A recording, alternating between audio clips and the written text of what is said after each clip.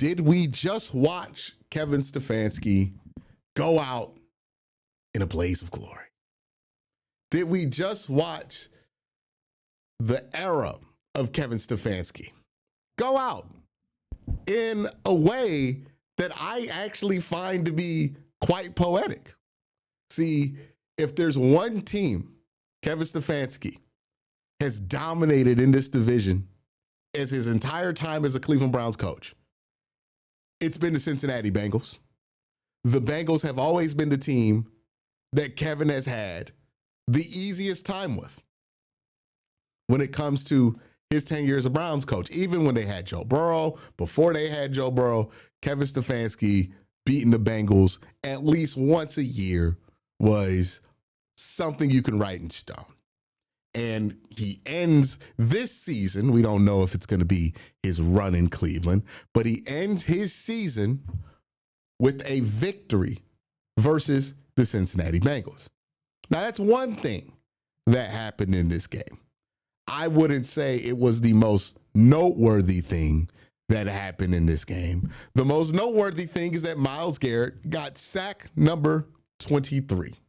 Yes, Myles Garrett is your new all-time sack leader. Now, there are going to be some people, and I think this is a video that I have to do because there are going to be some people, especially those who swore to God to you that TJ was better, that are going to try to take away this accomplishment. I will not be one of those people. Myles Garrett, congratulations for becoming the sack leader in the NFL in a single season. Myles Garrett, your all-time sack leader at 23.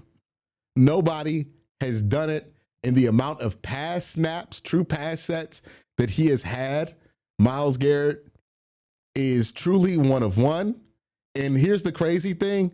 He's such a good football player that I think he will be at this mark again and get the chance to break his own record. I don't think we've heard the last of Myles setting this sack record.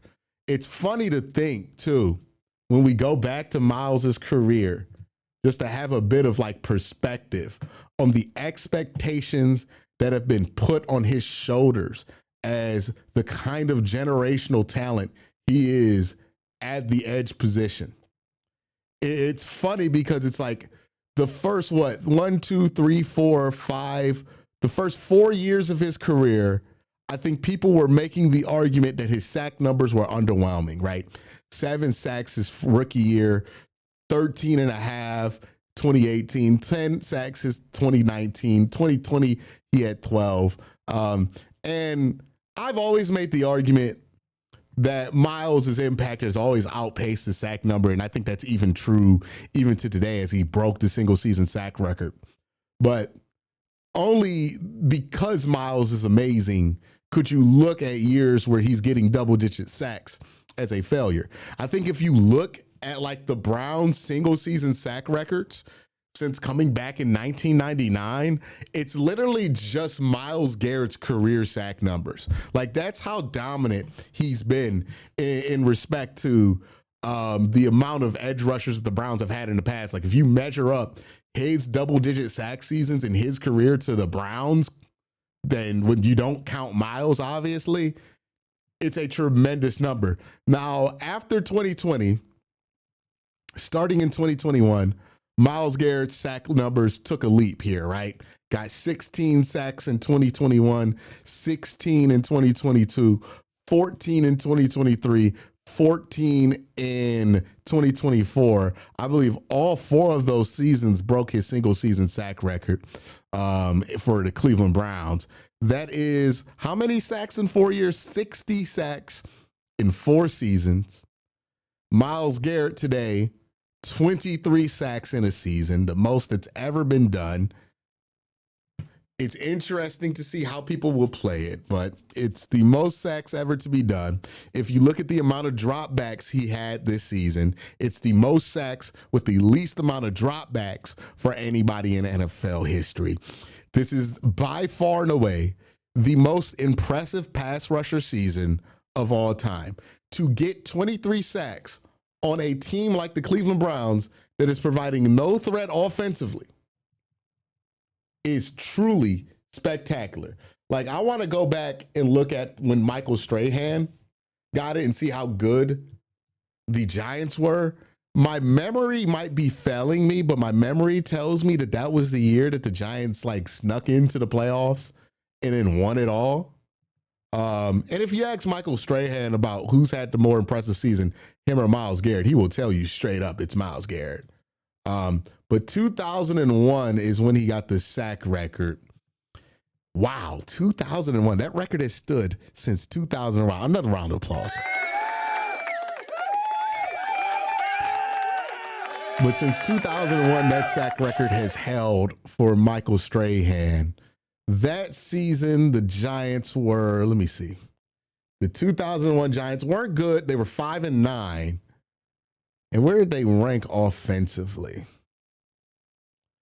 They were a mediocre team offensively. So it's an impressive thing that Strahan did, getting to 22.5 in 16 games. Myles Garrett got the 22 in 16 as well.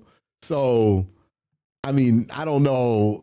You got to be a hater to try to take away from what Myles did this year, right? What did he have? Yeah, he got the 23 sacks, 22 sacks in 16. He got the 22 in 16. So essentially the same season that Michael Strahan had in 16, and then broke it in 17. And if you look at the number of dropbacks he had versus when Michael Strahan had, he had way more dropbacks, way less dropbacks. So again, impressive. All-time record. Myles Garrett gets it.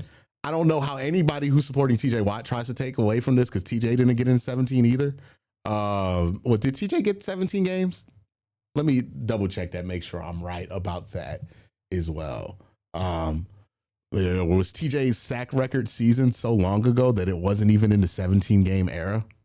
It might have not been. 2021. Was that 17 games in 2021?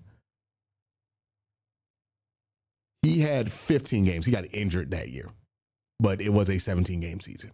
So yeah, most impressive season for Myles Garrett. Most impressive amount of dropbacks. There's really no asterisk to put on it unless you're an idiot. So a lot there for Myles. Thankfully, he got that award. It felt like, we got right up to the edge where I was starting to be concerned that maybe Myles wasn't going to get the award. But thankfully, he got the award. So that is that for Myles. He got the award. He won his goal for the season. 23 sacks for Myles. He goes into the record book. He was already a Hall of Famer walking into this season. Now he's making the argument for greatest of all time. I think that's what he spends the rest of his career trying to prove, that he's the greatest edge rusher of all time.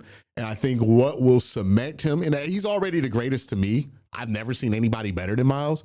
But what will cement him as the greatest of all time is if he has another 20-plus sack season. If he has two of those, I don't think anybody's ever done anything that ridiculous. If he has two of those, which I think he will in his career, then he's the greatest of all time. There's really no competition. So if he pulls off another season like he did this year, he will be the greatest of all time, in my book. And I think that's what Myles, on top of trying to win a Super Bowl, will determine a lot. All right. Let's talk about the actual game, though, right? We talked about a lot of the consequences surrounding the game. We haven't even gotten into the draft pick, because the Browns will be either 6 or 7 in the draft pick order. They're going to be out the top 5, which will be interesting to see what they do picking out the top 5. I don't even think a trade back is really feasible at this point either. Real quick, just want to let you guys know Sleeper has a new offer here. They're offering a free $20 entry, no deposit required. And also, if you're a first-time user, you also will receive a 100% match on up to $100 when you use the promo code Worst Take. Again, $20 free, no deposit required. Plus, first-time users also receive a 100% deposit match up to $100. Join Sleeper, picking out the top 5.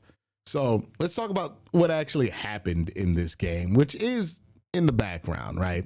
The Browns scored 14 points off turnovers.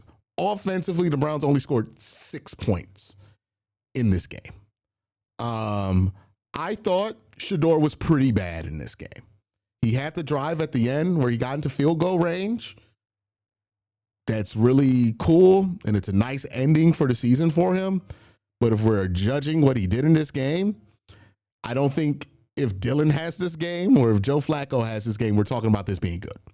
It was a pretty bad game for Shedeur Sanders. I don't think there's really any way around it. He looked bad in this game.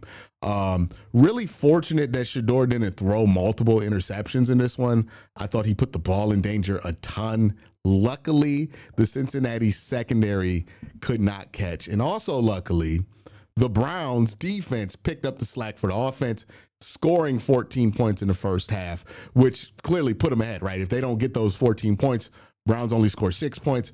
They lose this game by a significant margin to the Cincinnati Bengals, but a tremendous effort on defense from the Browns puts this game over the top for them. Special teams also stepping up for the 6 points. The Browns offense actually scored no points. It was special teams and defense that put up all the points in this game. So yeah, there might be some people who try to spin it, act like this game was good because Shedeur had a game-winning drive at the end. And kudos to Shedeur. This was the most Kenny Pickett-pilled game Shedeur has ever played. And I think there's a lot to that comp with him and Kenny Pickett. I'll talk about that in a video I'm releasing later this week. But if we're wondering like what I feel about Shedeur in this game and Shedeur's run, it was pretty Kenny Pickett-pilled. If you remember, Kenny Pickett had a lot of these game-winning drives where he needed to just get a field goal, and that was the justification for Pittsburgh to sink 2 years into Kenny Pickett. Obviously, that was a mistake for Pittsburgh. They found out he wasn't even better than like Mason Rudolph, but that's what justified it in their minds. We'll see if this justifies this going forward with the Browns. Here's my 2 cents on the quarterback room. People are going to have a lot of opinions. I don't know how this is controversial. I think if you're looking at this soberly, it's not controversial. You cannot return to a room that has only Shedeur, Deshaun Watson, and Dylan Gabriel in it. If you are not adding a significant player to that room this offseason, that's malpractice, right? You're setting the franchise up for failure next year. Unless your goal is to legitimately tank next year, that can't be the operation at quarterback. Shedeur has not shown enough to guarantee a starting position in the NFL by any metric. Dylan Gabriel, same thing with him. And Deshaun Watson, you'd be stupid to be like, oh yeah, we're going to start Deshaun. We're going to just run that out there again when he was bad before the 2 Achilles tears, let alone after it, when he couldn't even get healthy for this year to clear the practice window. You can't run it back with this quarterback room and think shit's going to be cool. If you run it back with this quarterback room, I don't care who survives this season, everybody's going to get fired next year, right? That's setting you up for failure. So the Browns got to do something at quarterback. Obviously, it's not the only thing they have to address, but it's one of the things that they must address. 82 net yards from your quarterback today can't be the justification for keeping him for next year. Just can't. There are going to be some people who don't like that. There are going to be some people who call me a hater for being real about that, but that's just being honest. I would be bullshitting you if I told you that Shedeur has showed enough to start for an NFL team. People who are telling you that are buying in, but they're not really being honest with what they've seen around the league and what gets guys opportunities, especially when you're considering he's a day 3 pick. So, definitely got to address the quarterback room significantly. The offensive line has to be addressed. There's so many injuries at this point, it's hard to evaluate what even the Browns have, but just pure age and contracts and money are going to force the Browns to have to readdress this room, right? Jack Conklin's old and expensive, and you're not going to pay for him anymore. Wyatt Teller, he's at the end of his contract. You got to make a decision on him. Joe Bitonio's at the end of his contract and his career. Luke Whippler and Ethan Posick look like they're not going to be able to be in training camp this year because they're going to be starting the year on IR. So you got to get a new center now. And left tackle, DeJuan Jones has been hurt multiple years in a row. You don't have a left tackle right now. You got to address left tackle, and you're probably going to want to address wide receiver as well. Jerry Jeudy, not been impressive enough to lean on him as a number one wide receiver. And you probably got to bring in more people. Maybe that's what you use the 7th pick in the draft on. You get a wide receiver. Maybe you trade for somebody in free agency. But those 3 spots of this offense have to be addressed in a significant manner this offseason if you want anybody to believe that you're going to be better anytime soon, right? Can't sit on your hands at quarterback. Can't sit on your hands at wide receiver. Can't sit on your hands at offensive line. If you don't address those 3 positions thoroughly this offseason.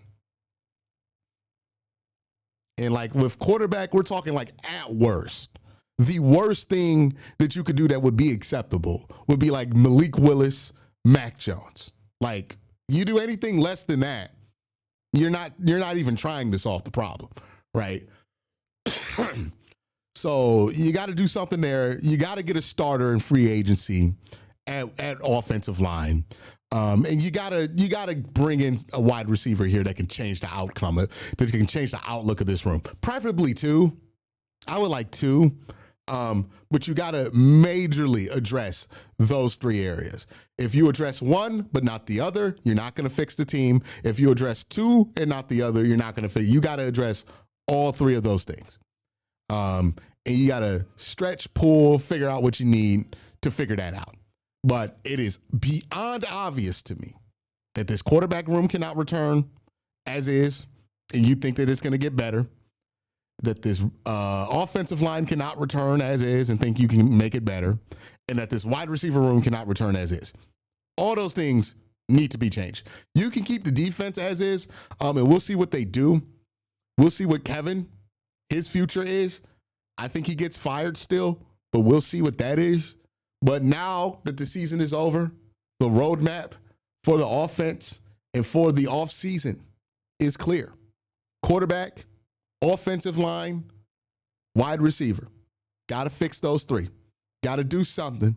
Got to introduce some starters to those rooms because you don't have enough starters at offensive line. You don't have a starting quarterback at quarterback, and you don't have a starting wide receiver or a number 1 or 2 quality wide receiver right now.